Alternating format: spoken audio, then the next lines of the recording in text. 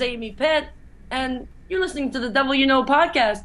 If you don't like this, why don't you write your concerns down on a piece of paper, and I'll swing by your place and shove that fucking paper up your ass, bitch!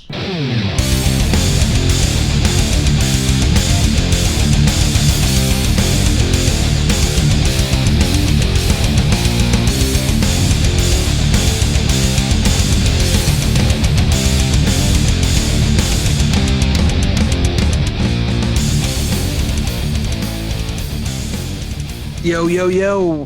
What's up, Holmes? Home Pickles. What up, man? Home Pickle Slice. What's going on, man? Are you out riding the wind? Never coming back until I touch the midnight sun. No, I'm not, actually. You're not? No, dude, it's been storming. Have you been putting time on your... Oh, really? Yeah, it's like dust storm, rainy, and... so you got this beautiful new bike, and you got no time to ride? I know. It happens. But it's cool. I'll go out when it's my time to go out. That's all. I guess you live in a place though where you're gonna get a lot of use out of it, huh? Oh yeah, man. I mean, having a helmet on. I never used to wear a helmet, riding at all ever. I mean, like where my family's from, but none of them wore helmets at all ever. Yeah, but yeah. Out here, I'm getting older and all that, so it's like, all right, I'm gonna put a helmet on, and I'm wearing it around the house because it's brand new and it's like really tight and annoying, Yeah. I'm just trying to wear it right now. Yeah, no, I'm not wearing it right now. I'm like, yeah, can you hear me, man? It's like, yeah. So yeah, no, it's one of those things. So I'm just trying to break it in and squeeze it in and get it off my fat face and I would so I do can that breathe. too. I mean, like I don't care how uncool it would be. Like my face and my brain, I like them. I'm gonna keep them. I know that Marlene's all like, no, come on, it's not you. I know you're a good rider. I've been on the back of your bike a lot, but she doesn't really sound like that. That's my voice. Like but I was like, man, that's a horrible impersonation. she's like, oh yeah, no. But she's just like, I don't want you to get all fucked up, if something happens to all the it's the other assholes out there. I'm like, yeah, that's cool. Well, that is the thing. I mean, it doesn't matter how good you are. You can't trust people these days. No. And then I put all this money into a helmet, and I didn't buy hers yet. I was thinking, because I don't know which one she wants, but I might give her this one and change out the cheek pads, because I just saw the Predator motorcycle helmet. That thing looks badass. And you want to be seen on a motorcycle, you know what I mean? So I'll have a firearm on me, so people will notice that. They, so hey, but you see somebody coming down the street with a Predator helmet on, you're gonna notice it, right? Well, did you see the ones that look like, what is it? The speeder bikes from Return of the Jedi? Yes, yeah, they have everything. They even got the Master Chief from Halo. Yeah. Like 4 people know what I'm talking about. Yeah. Yeah, there's all kinds of stuff. So yeah, I don't know what to do. Right on. So have you been too busy then to catch the crazy Olympic news? I have. What's going on? Just a kind of crazy story, but I don't know why anybody thinks swimming is a cool sport, but apparently in the Olympics it is. I liked what George Carlin said about it. Daniel Tosh just said it was it's that thing that you instinctively do before you drown. Oh, he's ripping off George Carlin, man, because George Carlin said a long time ago, swimming isn't a sport. Swimming is a way to keep from drowning. Yeah, there you go. Exactly. Well, apparently, swimming's a pretty big thing in the Olympics, and this guy Ryan Lochte and a few of his other buddies.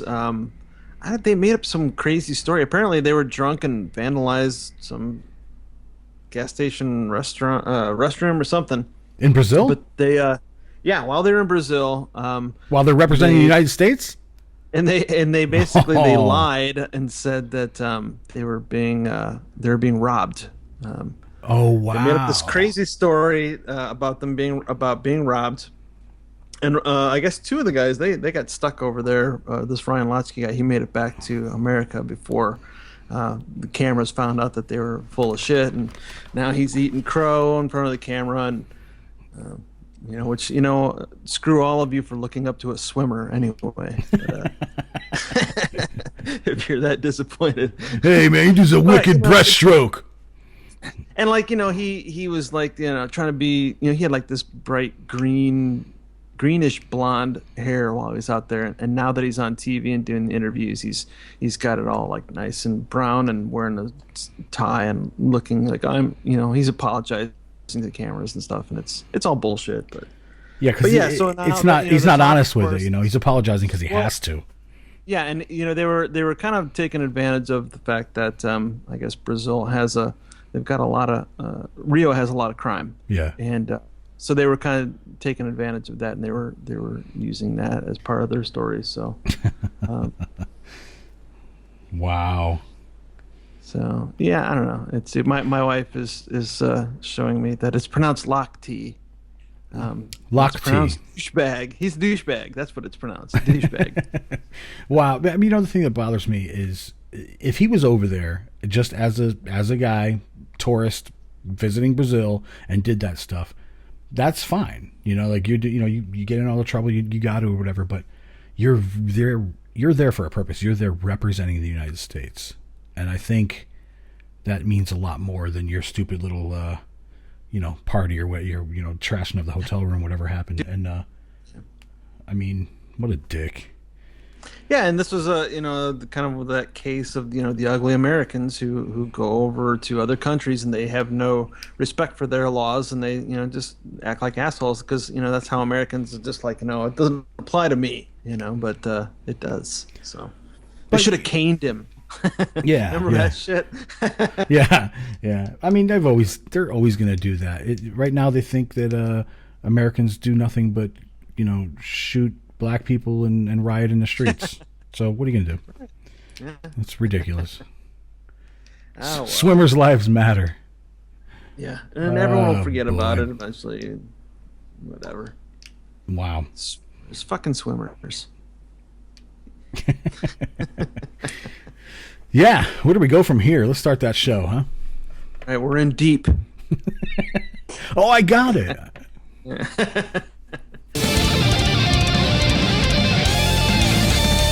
All right, John, so for episode 43, I think one thing that we're good about here is we're good at promoting other fellow podcasters. Who we got this week? We've got the man, the myth, the legend, Warlock Milton Cruver, everyone. What up, man? How's it going? Thanks for having me, guys. It's great to be here. Today's been a fucking what is it? A dick-nado that turned into a cuntastrophe. A cuntastrophe. So. I've created a monster. That's funny. You have, and it was an amazing monster. You guys were freaking. For those of you who don't know what Milton's talking about, we the third side episode we had some laughs, and one of them happened to be the Dick NATO thing. So I got about 20 messages that day about Dick NATO. It should be like sounds like a good combination for like X videos meet Sci-Fi Channel, Dick NATO. So how you doing, man? Oh my God. Well, if you haven't heard, my 4-year-old daughter was punched in the gut by a classmate this morning. Right? Yeah, my wife called me this morning and was like, "Hey, honey, I just want to let you know that Madeline had an incident at work or at school." And like at work? What are you? She's 4 years old, right? Right. Jesus. Well, you gotta start them young. We need that money. Yeah, right. But and she's okay. We don't need to go pick her up. They are taking it seriously, but I just want to let you know. And of course, you both are fathers. What do you think when you hear that your daughter's been punched in the stomach by some other kid, and it's a dude? It's a boy. I want that kid dead. I want his parents dead. I want his parents' sisters dead. Skin the dog. Now here's the thing. I mean, with me, my daughters have been in martial arts for a very long time, and they know their stuff, and it's really cool. I'm pretty confident with them. But if I get the phone call, or when I did get the phone call, it's usually, Gabrielle's in the principal's office with this other child. She's got a broken nose, because or this other kid, because this guy. I remember Gabby getting pushed down, and she fell into face first into the ground, and looks up at me, and I go, "What are you gonna do about it?" And she's turned around and punched the kid in the nose. Good. Yeah. Oh yeah, Nice. dude. They don't take any shit. And then Jasmine beat the shit out of some girl that was pulling her hair, and kept asking her to stop, and she wouldn't stop. So. Milton, your daughter's a lot younger, right? Yeah. She's 4, and we've talked about it because actually it was a couple days ago when I went there because I pick up the kids every Monday and Wednesday. That there were 2 of her little buddies, their little boys. Each of them had grabbed one of her arms and was like holding it with both their arms, so she couldn't get away, and it kind of like scared her because she's sitting there. And so we talked about that when we went home that day. So she kind of knows, some ways to move her body. And things to do if you're being held. And I'm like, if it just comes down to it, you just kick them between the legs. And, if people do not hold you down. Because she was saying no, no, no, and they wouldn't let her go. And luckily I was there. And I was like, hey, guys, let her go. And they saw me and were like, oh, and ran away. But, I mean, she got sucker punched by some kid. And it ended up being a friend of hers that went to her birthday party. And I didn't realize who it was. Until she told me, because of course the teachers didn't tell me who it was. I had no clue it was this kid, and I was like, "What? That dude? He was so nice at your party, and he was such a sweet little guy." And then I started talking to some people, and my wife was telling me things, and like, yeah, he's actually good around his mother, but when he's at school, I guess they've had multiple issues with him, and I'm like, well, this is kind of one issue too many. So I'll tell you what all happened. It's a really cool daycare. They do very hands-on stuff. It's very agrarian. They do lots of like farming and planting and fists on too. Yeah, exactly. And they pulled carrots up from their little garden. Well, apparently this boy had put his carrot, had just like stuck his carrot in the fence and had like left it, like he didn't want it. So she went over and grabbed it. She's like, "Oh look, a carrot. Okay, cool." So she went over and grabbed it. Now, she was the line leader for the day, so she was in front of the line, and she had her carrot. And instead of him going up and saying – and he wasn't even in the line. Like, he stepped out of line. Damn line jumper. Yeah, right? And went straight over to her at the head of her line and was like, "Hey, Madeline." And apparently he was just like, "Hey, Madeline." And she turned to him, and she's like, "Yes, so-and-so." And he just socked her straight in the gut. Didn't say anything else. And, like, he socked her hard. Yeah, like she was doubled up, had the wind knocked out of her, was crying, of course. And I'm like, yeah, getting sucker punched in the gut, been there. It sucks. Especially when you think it's a friend. I mean, that's not something you really defend against. So when your wife heard about it, was she like... Yeah, she was very upset too. But, I mean, my wife and I are pretty cool, collected people when it comes to that. I mean, on the outside. Inside, it was like, the heat of 1,000 suns is going to burn your face, little boy. And... The devil's wrath is coming, motherfucker. You don't even know. But after a day of work, I cooled down and I was like, I got some good perspective from people, friends and family and stuff. And I was like, no, that's cool. I understand. But I was kind of like you, John. I was like, fucking stomach for a stomach, bitch. Yeah, man. That's usually when, even when I was growing up, I mean, I was from the school of hard knocks, man. You got to get the biggest kid and punch him in the nose. I mean, you got to show some heart and stuff like that. And it sucks because you're precious little girls, but this is the world we live in. Exactly. That's it's not easy, but I mean, she wasn't. Luckily, nobody freaked out, which was cool, and nobody in the school was like, "Oh my god!" And of course, I didn't, just break down the door to their outside area and was like, "Where's that little shit?" I came out and I'm like, "Hey, Madeline, hey, sweetie," and she of course ran up to me and she seemed fine. And then the teacher pulled me aside and we talked about it. That kid, of course, was not there. He's allowed to come back on Wednesday, but if it happens again, I was told he will be kicked out. And I'm like, "Well, you're damn right he will, because I'll be pressing charges against the mother." So that's just not going to happen. Yeah. Again, it's tough. I mean, this whole society thing moving toward this whole, can't do this, can't do that, don't touch each other, don't do this. It's the pussification of America, man. I've been best friends from, when growing up. Some of my best friends have been people that I've gotten into fights with. And they don't understand. Well, and children, especially at that age, I mean, 4-year-olds, you're talking about, the perfect examples of just our primal selves. Like they they have to be taught not to think and react that way. And I mean, the kid, even the kid that punched, obviously you want to protect your daughter, and you want your daughter to protect herself, but this kid, he doesn't even really know why he's lashing out. Probably likes her. Probably likes her. Somebody actually said that and posted that, and I mean, it's a horrible thing to think about at our age, of course, because we don't be like, hey, I like you. Punch in the face and then throw pull your hair, recess. That's actually how John got Marlene. Really? Yeah, I grabbed her by the hair and drug her into my cave. Yeah. With your club.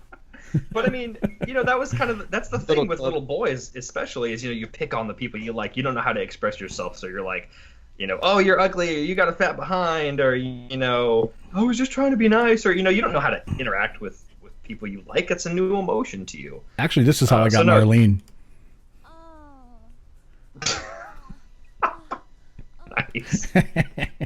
Nice.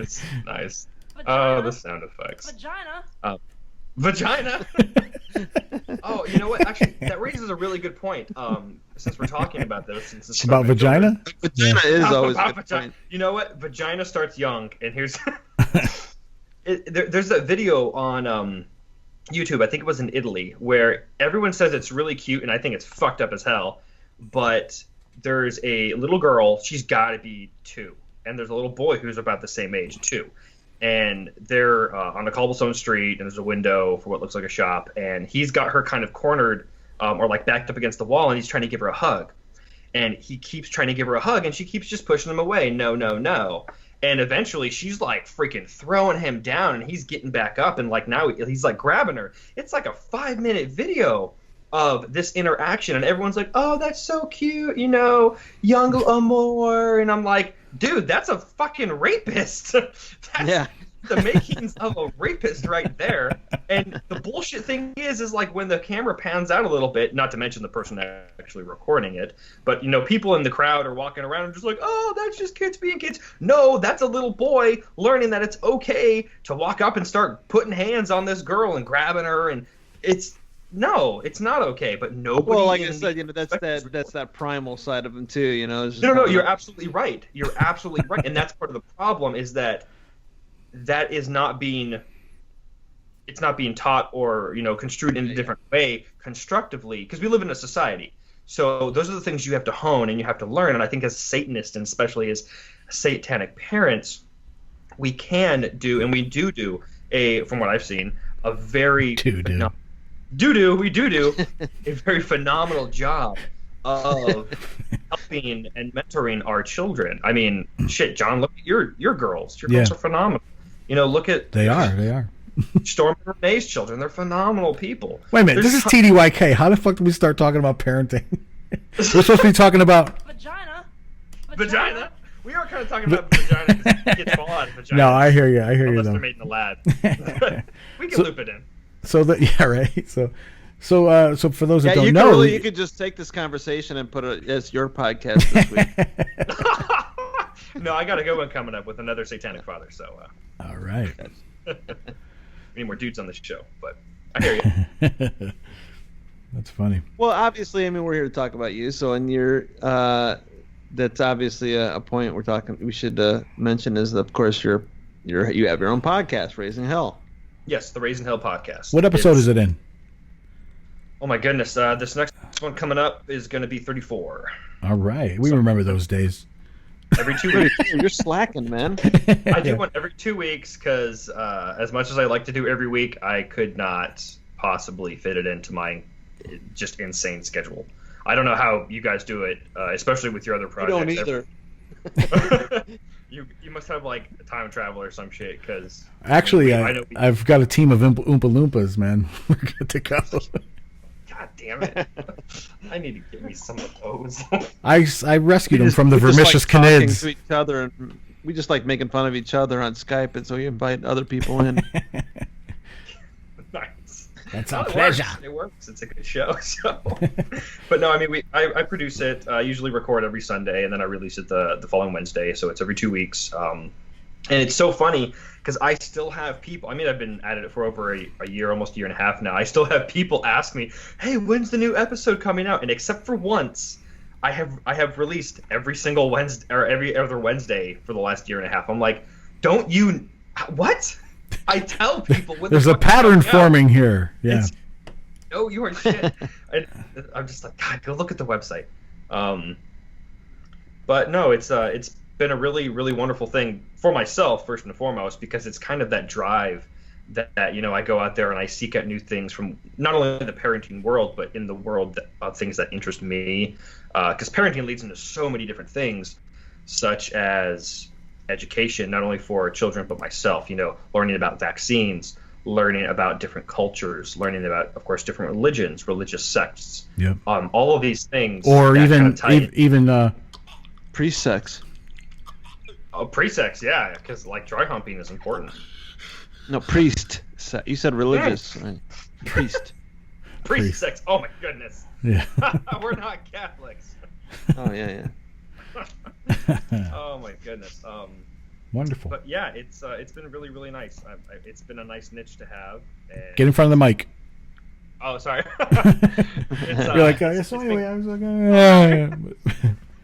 but I was kind of lazing back in my wine-induced stupor. But nice. It's been really phenomenal. The feedback and the listeners that have come forth and said, "Hey, this is great. We really appreciate the perspective that you've given." The contributors that have come on the show. Mm-hmm. We didn't know this about Satanism. We didn't know this about parenting. We didn't know this about whatever you presented. And the really fun times are when people are like, "Hey, you promoted this, and I had a friend who was promoting just the opposite, but I told them about your show, and then it changed their mind." And I'm like, "Fuck yeah, that's awesome. That's kind of too." What? So when you decided, like about a year and a half ago, to do this, was there anyone that kind of influenced you, or was it more of like just coming from you type of thing? Well, how did that all come about? Everybody influenced me.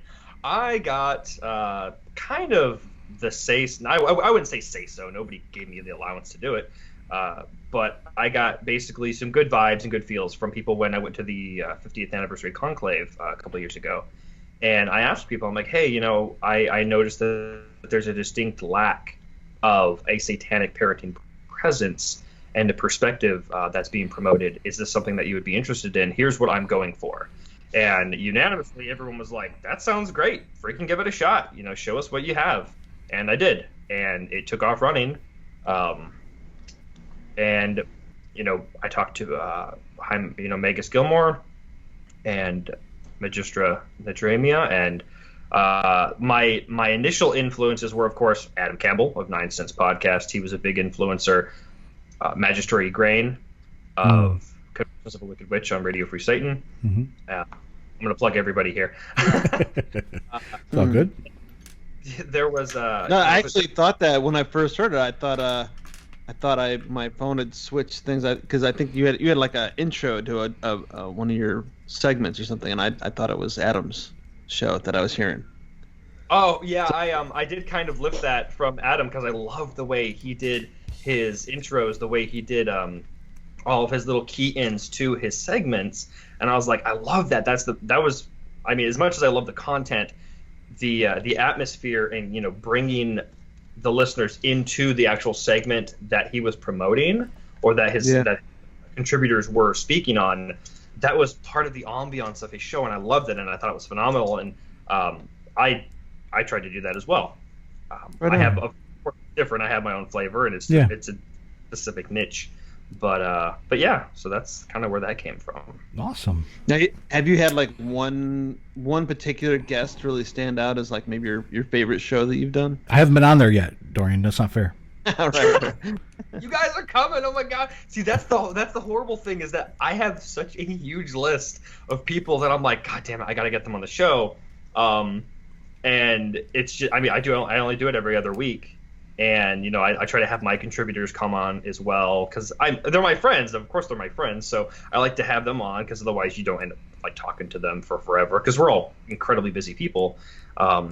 But I think the number one person who stands out for me is Reverend Daniel Bird, because I will never. I mean, fuck you. I'm a Satanist. That is his term now, and it was amazing because we were talking about bad guy badges and all of the asshole bullshit that gets thrown around by these malcontents and these shit disturbers that think they're just the best shit since sliced bread and banana pudding, and they're not. They're just freaking crap. Banana pudding. Wow, you are a dad. I'm totally That's, I've never heard anybody say that was a great thing, but okay. Yeah, I like banana pudding, so sorry. With the little bit of graham cracker crust on it, it's so good. Yeah, I'm a dad. I like bananas. I do like bananas. I'm sure you do. But You know. That's great. I haven't had that much wine yet, damn it. Yeah. No, Daniel Bird's he's an interesting animal, man. I dig that dude. And I love his accent. His accent is amazing, and I know she disagrees with me, but I think that every time he talked on the show, I was like, this sounds just like Peter. It sounds just like the maestro, man. And Peggy disagrees because that's fine. She's his wife. But I'm like, just like, I don't know what it is. Other people have agreed, so. I don't know. So let's get into your background, where you come from, how you were raised, and what brought you to the dreaded S word. Well, I was born in Yuma, Arizona, which is the butt crack, pit stain, awful, deserted. Yeah, fuck, you guys live in Arizona. I'm from your neck of the woods. Yeah. Yeah. I know where Yuma is. A few hours away, but yeah. Oh my god. I have a lot of good memories. I got some really shitty memories, but I got some good memories of Yuma. I remember specifically that I was one of those kids who wouldn't wear shoes on the blacktops of Yuma, and I would get blisters and from the heat. Yeah. I don't know why. That's just a good memory. Well, you got to condition your hooves, you know? You do. You totally do. Get those calluses. And then we moved to New Brunswick, Maine. And hold on a second. Maine? Yeah, New Brunswick, Maine. My father was in the military, in the Marine Corps. Gotcha. Yeah, that's like the total opposite of Arizona. Maine, wow. Well, we moved over there to because he was a captain in the Marine Corps and he was running security communications at the nuclear base up there. That's none of our business. Well, it's that base is closed down and he's no longer in the Marine Corps, so I'm sure it's been unclassified. It's been over 20 years ago. So now he's a florist. Yeah. No, he's retired. He went into the U.S. Marshals with the FBI. He was in the he was a police officer, sheriff's deputy, all sorts of stuff. And yeah, oh, totally. But see, that was one of the funny things. I really credit him to a lot of my discipline that I have now. But holy shit, did I hate him when I was growing up. It was so not the best thing ever. What do you do? You're in a safe space. I'm until when is this aired? Tomorrow, Thursday. No, he. Today. My father was very strict. Oh fuck. Okay. As soon as we're done. Live. My father was very strict. We couldn't watch The Simpsons. Like that's how crazy it was. He I'm surprised he let me play the video games I did. Well, he didn't like Doodles? What was it? Oh, he just didn't like any kind of crude humor. Like South Park was totally off limits. Now that's of course this doesn't mean I didn't watch it at other friends' house, of course. Right. But one thing I will. Sorry, go ahead. Your dad would have hated me then. Oh yeah, my dad hated a lot of people. He's really chilled out, which has been really, really good. Yeah. I mean, he hasn't disowned me, and he knows I'm a Satanist, so that's a good thing. There you go. I actually credit him with instilling in me the responsibility and the self-awareness to not lose my virginity to a girl when I was 16, which would have been such a huge fucking mistake. So when do you plan on losing it? Well, my children weren't born of immaculate conception, so I did have to consummate the deed myself. But now that I'm married, I think my virginity is growing back. So Aw. It's okay. My wife just left the room, so it's good. I can't imagine ever crediting anybody for stopping me. I mean, well, I don't know. It was okay. Here's the picture. Megan had borrowed. 16? Holy shit! Yes, yeah. So my parents were out of town. It was all me, and for some reason Megan didn't want to come to my house. So she was like, "Hey, I borrowed my mom's van. I've got it all set up. I want you to come out to." It was Mars Hill, which was like the huge makeout sex for teen spot, and come out with me for the night. And I was like, "Oh, I don't know. Maybe my father will come home." I'm just thinking of all the bad shit that's gonna happen, and I ended up pussing out. But I'm so glad I did because she dumped me the next week, and maybe that was the reason, but I don't give a shit. But she turned out to be... You didn't put out, of course. Oh, of course. Bastard. We'd done everything but have sex. Like, we had oral sex and all that. Anal? No, we hadn't had anal Oh, sex. then you didn't do everything then. You're right, we didn't do everything. We didn't, Because nowadays the kids are like that, man. ass to mouth. I'm still a virgin. That's great. But she dumped me the next week, and then it turned out that she was lesbian, she was gay, and it was great because like everyone gave me shit. They were like, "You turned her gay, man, because you wouldn't give her the bone." And I'm like, "Well, I'm glad I didn't, because how fucked up would I be if I had screwed her?" And then she would have been like, "Your dick turned me gay." So Wait a minute. I got a question. Did she know you were a dude? I'm kidding. I'm just fucking kidding. You must have seen my pictures from high school. Oh man, I had my face, let me tell you. That's so funny. But I was kind of that. So my first experience with Satanism, Let's keep talking about the sex thing. When did you lose your virginity? To my wife when I was 17. Wait a minute, whoa, wait. You serious? You were married at 17? No. She was my girlfriend at the time. But I know. Okay. He's only 17. Is that on her application and her polygraph and those tests for the Navy, she had to put that she had sex with a minor because she was 18 and I was 17. So it looked really bad until you answer the question because you have to put, "Have you had sex with a minor?" And she had to put yes.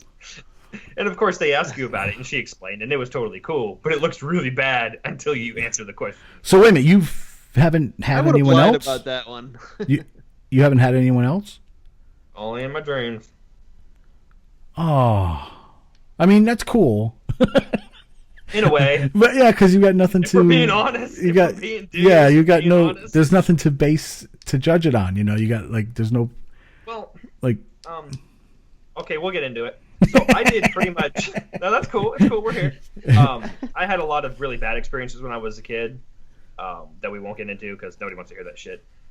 No, that's what they do want to hear. No, they don't want to hear that shit.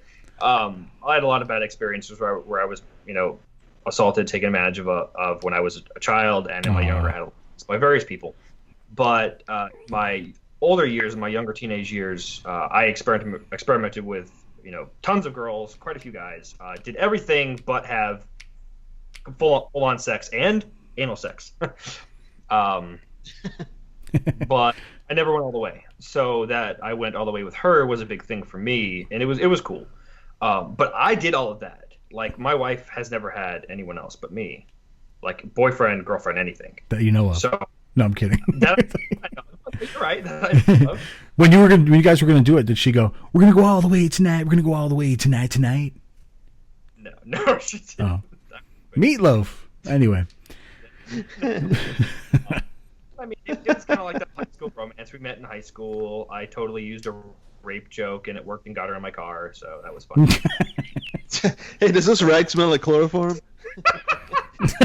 No, I got that beat. I got that. Have you guys not heard the story? Holy shit. No, I did it back with like the Italians used to. It's really romantic. Hey, Marie, get in the fucking car. Anyway. And she did. Right? Go on.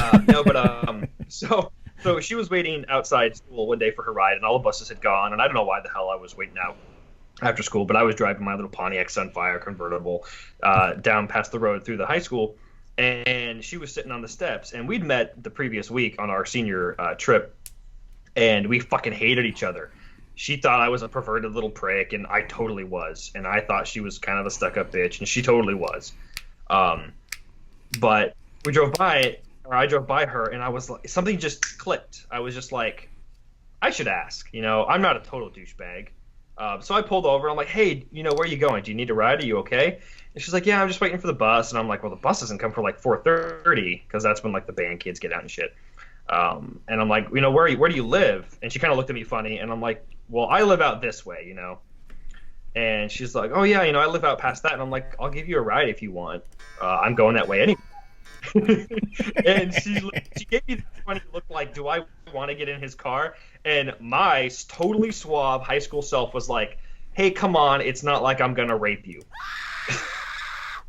Oh, totally. And she looked at me for like a couple seconds more, and we both laughed, that awkward teenage laugh, and then she got into the car. And then I did not rape her. Works every time, yeah.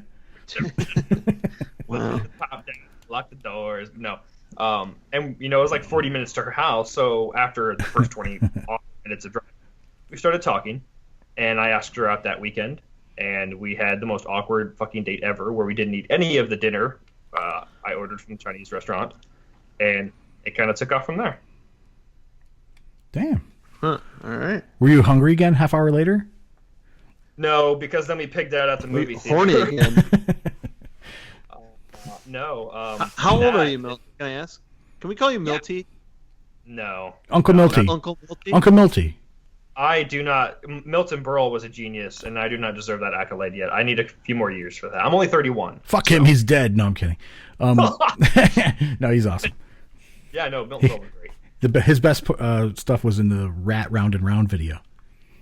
Yeah. Yes. For those of you who are old enough to remember that. He wasn't calling me Uncle Milty, and I'm like, what is this? It's so annoying. And then I looked him up and watched his shit, and I was like, oh, dude, this is a total compliment. I'm not anywhere near this guy. So, but I hope not. He's 6 feet under. Yeah. Unfortunately. But yeah. So yeah, discovering Satanism. Yeah. I was at a house party with a friend who's now dead, and it was one of those college.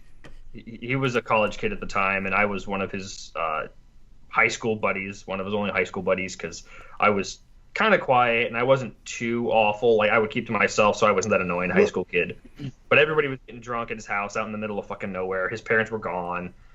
They had the run of the house, and it was just like a huge drug, alcohol orgy thing going on with pumping techno music, the whole shebang.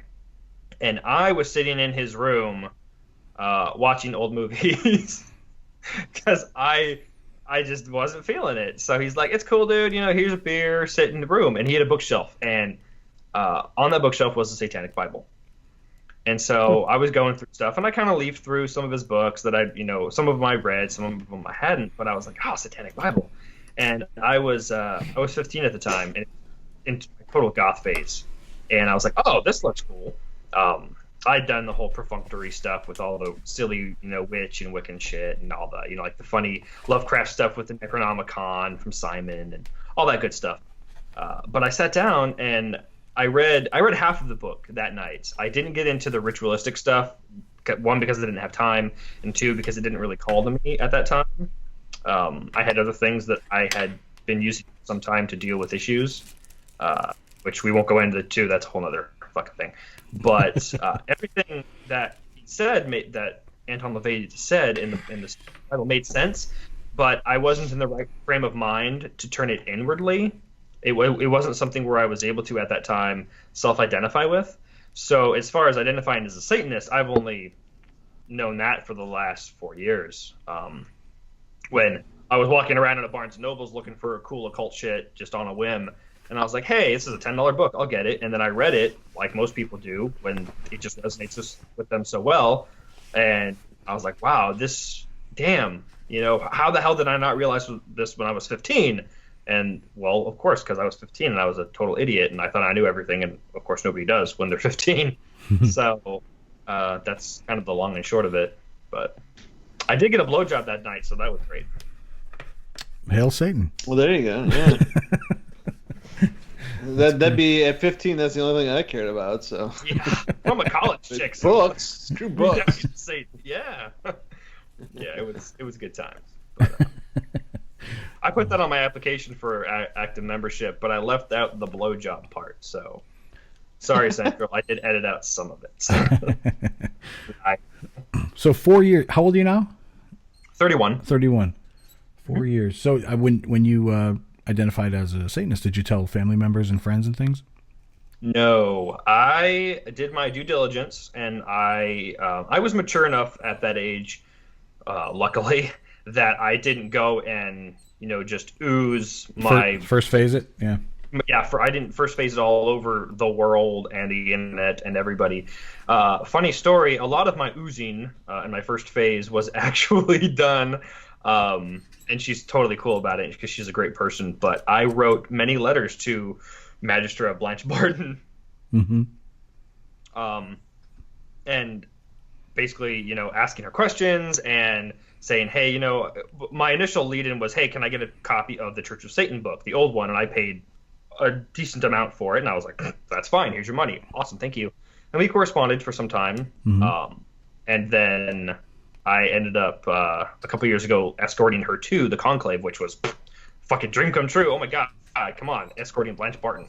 And she's, I think you guys have met her, she's the coolest person ever. Every time we go to San Diego, we meet up with her. She's amazing. Wonderful person. Yeah. And she exceeded all of my expectations, but she was a very wonderful guiding light in my formative years, I suppose. But no, I didn't really contact anybody for the first 6 months. And what I did was I went on the website, read everything like 10 times over. I went on Letters to the Devil, read every single forum that anybody ever wrote, because there's so much good stuff on there, even though it's not really used too much these days. Anybody listening, if you don't know what the hell that is, go to letterstothedevil.com and don't post anything, but just go and read all the forums. Just go troll. Yeah. I used to like post like essays and stuff on there that I didn't. I haven't been on there in years now. I've forgotten about it. But I mean, there's such a font of information there, especially for young Satanists, because most of the people, the prominent people who go on there, are such learned and experienced individuals. And I mean, that doesn't mean that everybody, it's not just a big circle jerk. There are some phenomenal debates on there by incredibly intelligent people, that you're just like, wow, these are perspectives I'd never thought of. My mind just wouldn't encompass it this way. So I credit my own enlightening, my own enlightenment to much of that. And of course I listened to what people were saying on the groups. I did what I think people should do. They should sit back, take a second seat. Don't step up and say, fuck you, I'm a Satanist. Sit down, listen to what people are saying, and only then, because one of the reasons I was doing this was to figure out, hey, sure, the book says this, but is this what's currently being practiced and presented by Satanists today and by the administration, the Church of Satan, which Anton LaVey founded, and I found all of that to be in alignment and accordance with honesty and integrity of the spirit of what Satanism is. And I'm glad you clarified that. You scared me for a second there, but go on. You're like spirit. I'm like, what? Oh, okay. Yeah, I know. Oh my God, the spirit word. I've actually not used that word in forever, so I did have that tinge when I said it too. But the essence, yeah. The carnal, the black flame, that is within us all that we attribute and identify with. That's when I scented my registered membership. Awesome. And, yeah. Cool. So I'm gonna bring this back on you guys. What is I mean, I don't know if you listen to the show or not. You're both older parents. No, fuck, dude, Dorian, and you. Yeah. How old's your kid? Well, I've got teenagers and I've got an 18-year-old, a 16-year-old, and a 2-year-old. Yeah, that's right. I'm always confused. I'm like, what's going Dorian on? Gray having sex for decades. Well, because and not only that, but I also got married young, and that's why I ended up having a second marriage. Oh, I will no longer be having children. I got the old snipperoo, so What? no more babies. Oh yeah, dude, I got a vasectomy. Screw that. All right. It was totally worth it, except for smelling my own balls burn. That sucked. Oh. Yeah, I hate when that happens. Yeah, but your little vest for the tubes, and they snip them and burn them, and it's What's awful. that smell? It's your balls. That's your balls. That's your They're on dude. fire. Smoke.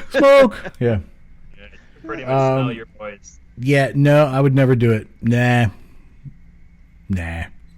Nope, Be worth it, 'cause can't I fuck. hate Can't fuck around. Never What were you gonna- Never know when I might need ask it again. What are you leading to? No, I was gonna ask you guys. We're asking the fucking questions here. No, just go ahead. Sorry. No. No, go ahead. In turn, start with you, Dorian. What do you? And I'm sure we'll answer this again when I have you on my show. But when you look at other parents who are not Satanists, and then you look at yourself and the way that you've presented yourself and the world to your child through the different ages that they've grown up, how do you think you differ from other parents? What does satanic parenting mean to you? Well, I mean, number one is not to influence them in a religion at all. I don't influence my kids to be Satanists, and I influence them. I encourage them to look at everything and to make their own judgments and decide who they are, and not for me, to help to tell them what they are. And obviously, I think most parents, they tend to try and mold their kid the way they want them to be, and instead of letting them figure out who they are. So, All right, nice. So what about you, John? What was the question again? How do you find that you differ from other parents that you see around you in regards to being a Satanist and being a satanic parent? How would you feel that you have attributed what you know? Yeah, no, I heard you. I was kidding around. Okay. Here's the thing with me, and I see it with other parents and things like that. They tend to think, well, this was done to me, this happened to me, these things, this is how I was treated, or these are the experiences I've had. I'm never going to do this with my child. I'm going to do it this way, and I'm going to do it that way, and I'm going to do it this way.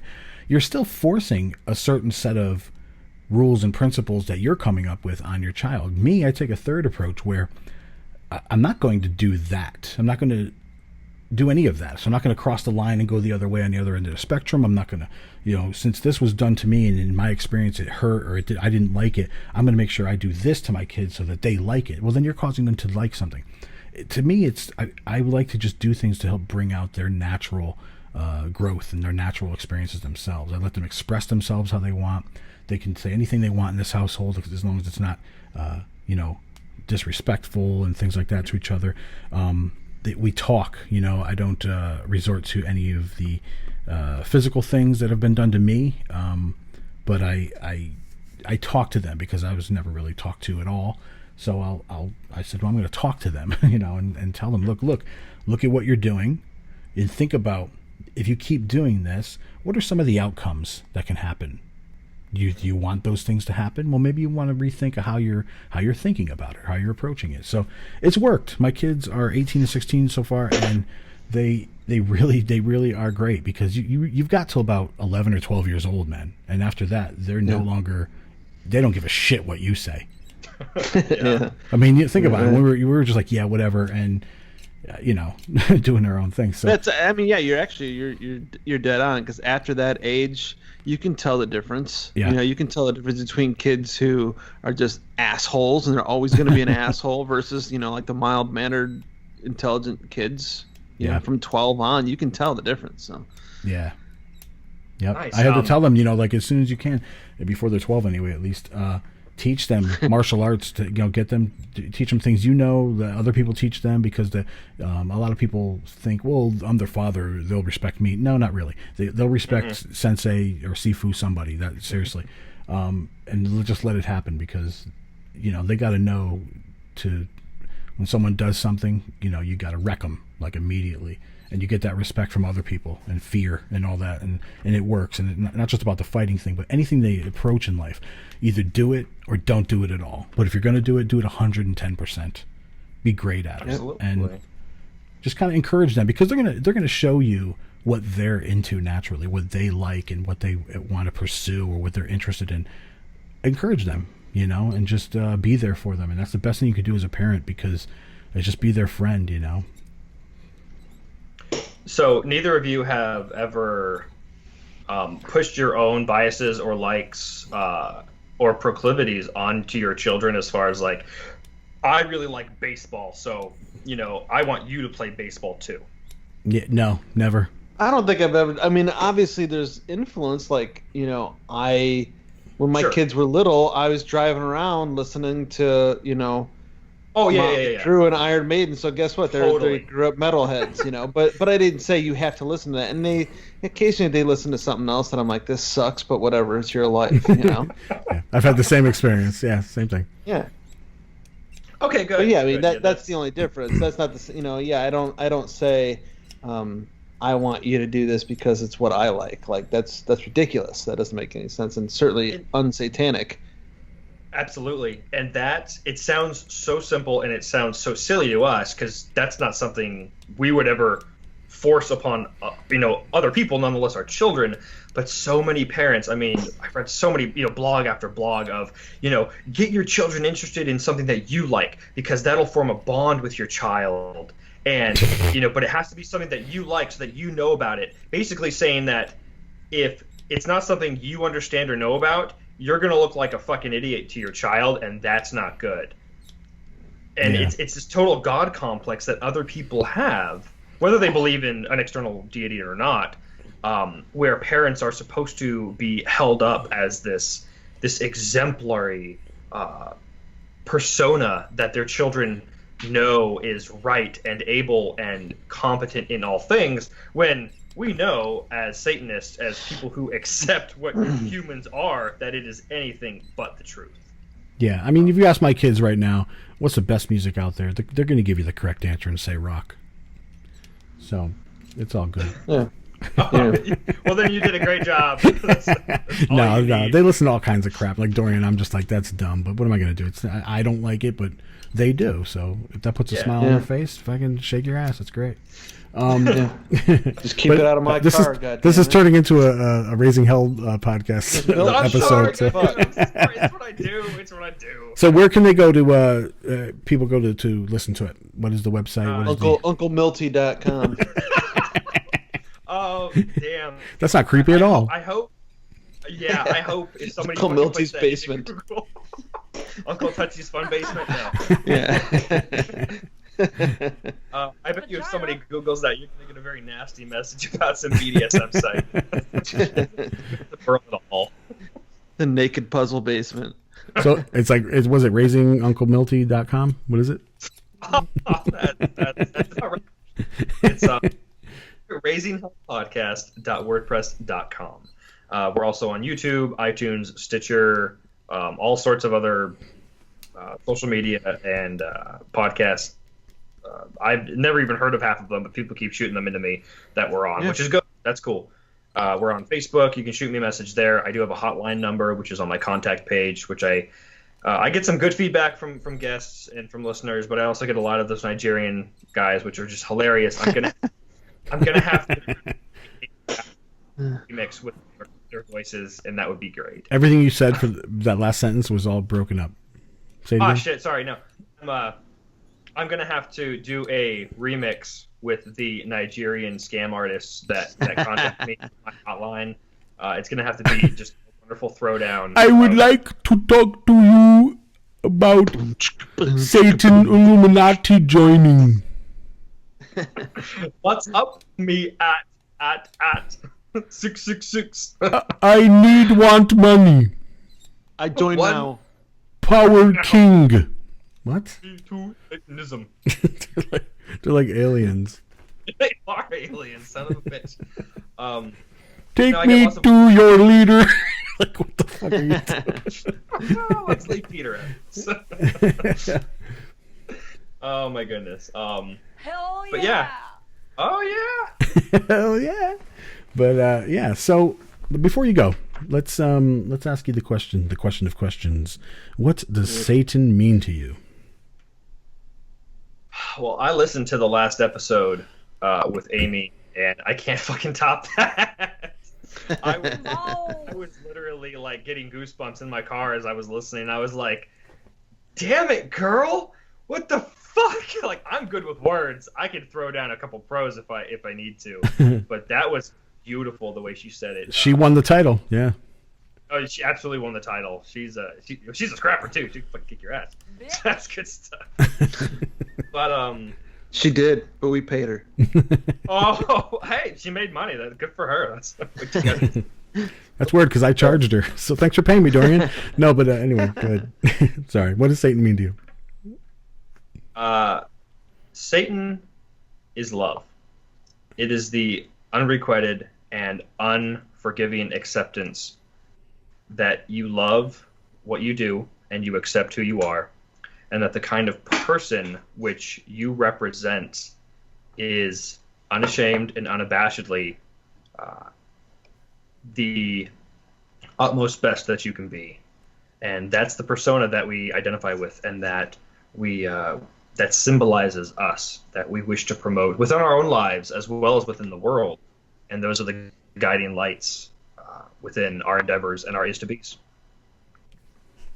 All right, all right. Cool. Right on, man. That has to be in the top 44 answers. Yeah, because I didn't put it in name, so just replay hers for mine. Wait, we've got 44 answers? Oh. No. Not really. Probably like 40. Yeah. Is it episode 45? Episode 43, but we had a couple of Circle of Jerks, so. Oh, nice. Oh, those are so much fun. Yeah, we're going to be doing another one coming up. A lot of people saying, right can we be on? man. Can we do it? Can we be on? Come on, tell me when you're going to do it. I'm like, all right, relax. I don't know who's going to be on. It's a lottery. It's difficult to juggle. It's a lot of work. I feel you. Awesome. Well, again, thanks for coming on, man. Until next time, everyone, hail Satan. Hail Satan.